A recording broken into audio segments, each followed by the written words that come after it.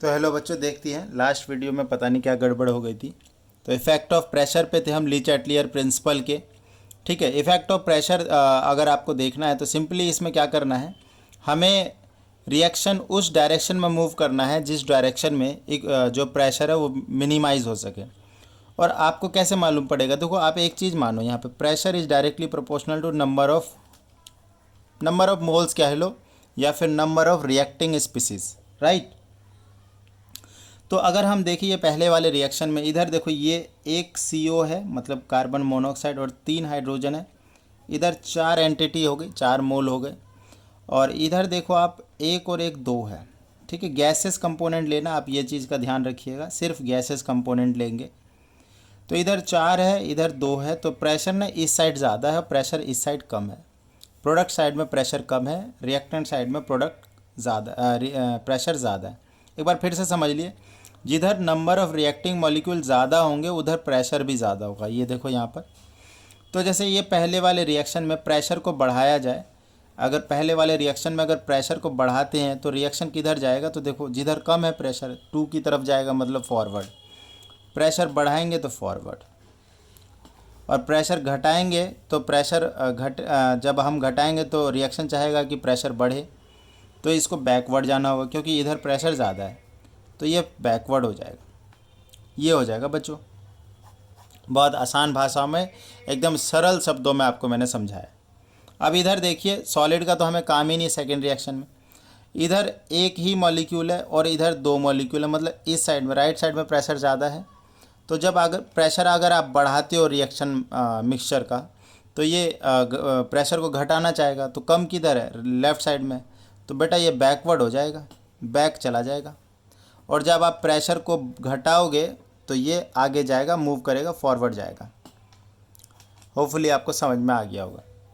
एक और रिएक्शन ले लेते हैं, चाहे तो हम एक रिएक्शन ले लेते हैं, जैसे कि अच्छा जिसमें अगर इक्वल है, तो इक्वल में हम प्रेडिक्ट नहीं कर पाएंगे, तो फिर हम दूसरा फैक्टर देखेंगे, कंसंट्रेशन वगैरह। ठीक है, सो प्रेशर वाली चीज़ हमारी हो गई है।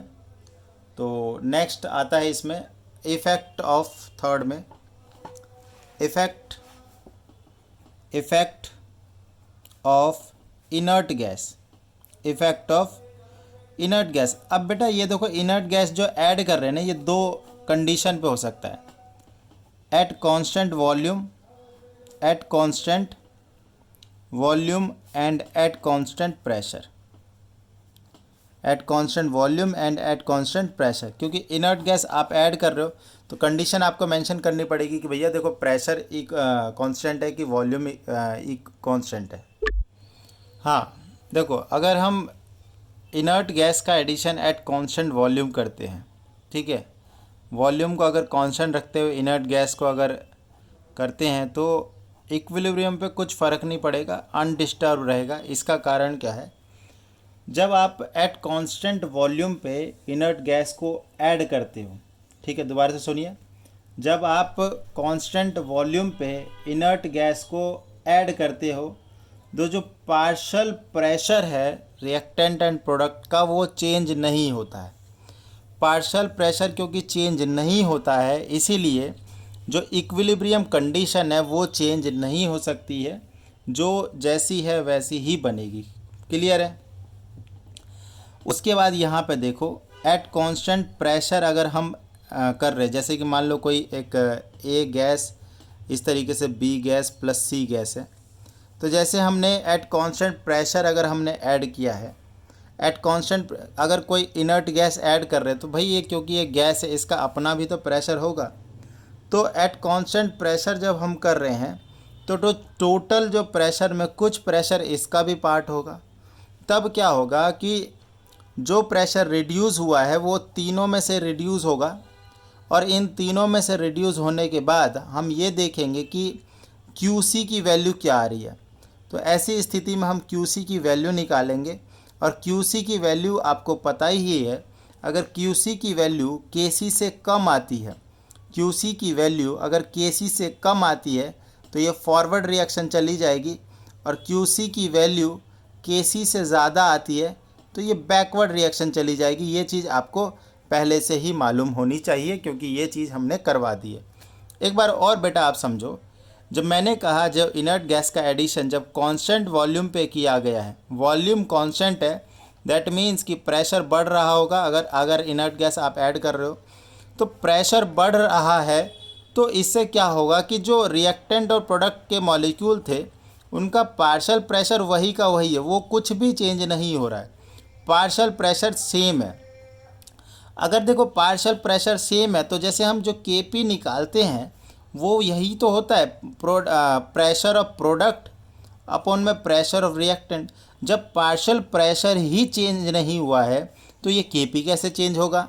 केपी जब चेंज ही नहीं होगा तो हम क्या बोलेंगे कि भाई जो इक्विलिब्रियम है वो अनडिस्टर्ब है।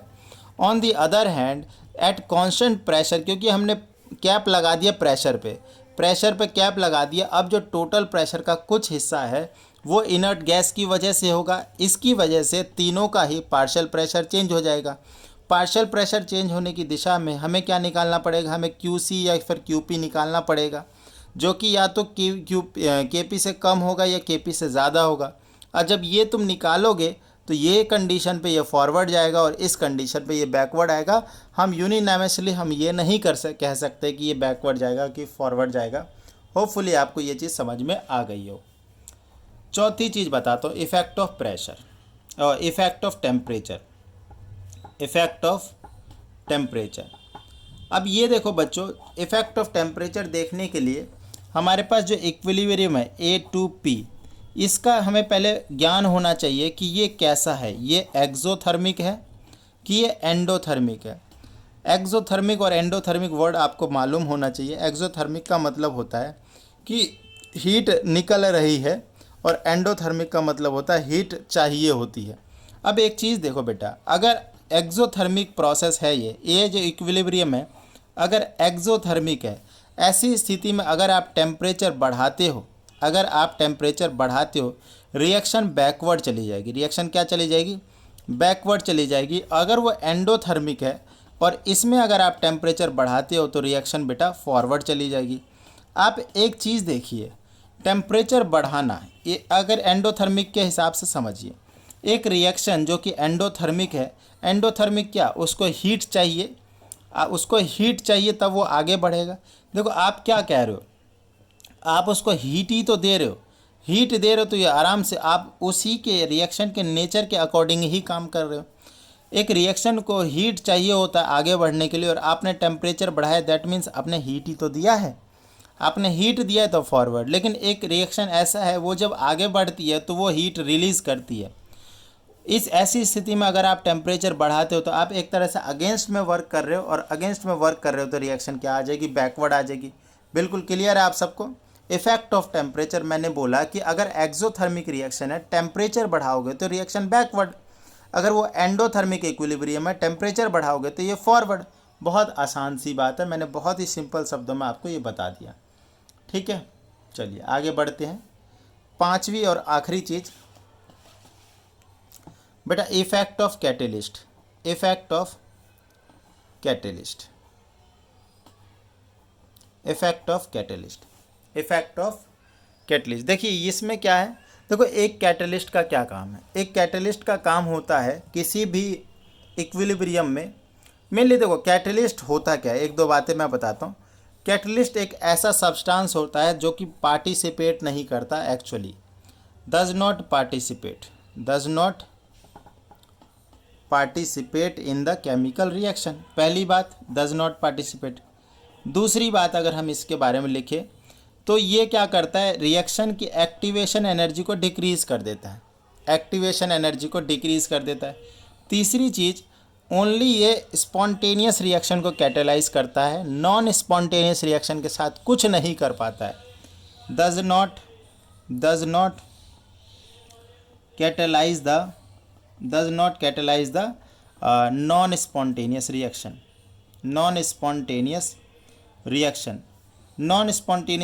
ऐसी रिएक्शन जो अपने आप नहीं हो सकती है, उसको एक एक्सटर्नल हेल्प की ज़रूरत होती है to carry out.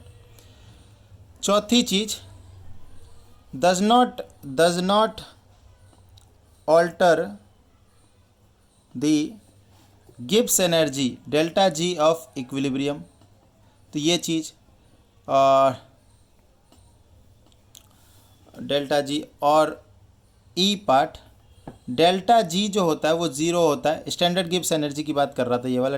Does not alter the के इक्विलिब्रियम, जो इक्विलिब्रियम कांस्टेंट की जो वैल्यू है उसको चेंज नहीं कर पाता है कैटलिस्ट। और इक्विलिब्रियम का जो डेल्टा जी होता है वो ज़ीरो होता है, ठीक है, डज नॉट ऑल्टर द। हाँ, और क्या करता है ये, टाइम को रिड्यूस करता है to attain the equilibrium, reduce the time to attain equilibrium constant। तो इक्विलिब्रियम कांस्टेंट या फिर इक्विलिब्रियम स्टेट अटेन करने में जो समय लगता है उस टाइम को ये घटा देता है। कौन? कैटलिस्ट। क्लियर है? तो ये देखो मैंने कितनी बातें इसके बारे में लिख दी। It does not participate in the chemical reaction, it decrease the activation energy, it decrease the activation energy of path, does not catalyze the non-spontaneous reaction, does not alter the K equilibrium of the reaction, delta G बराबर zero होता है equilibrium के लिए, reduce the time to attain the G, it catalyzed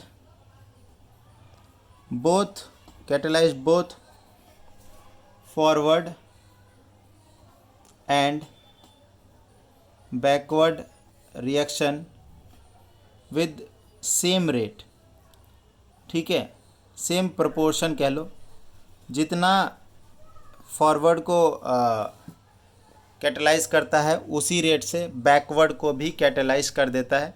तो ये कुछ बातें, कुछ इम्पॉर्टेंट बातें हैं जो कि कैटलिस्ट के बारे में है, ठीक है। आपको ये कैटलिस्ट के बारे में ये सब बातें होपफुली मालूम होनी चाहिए।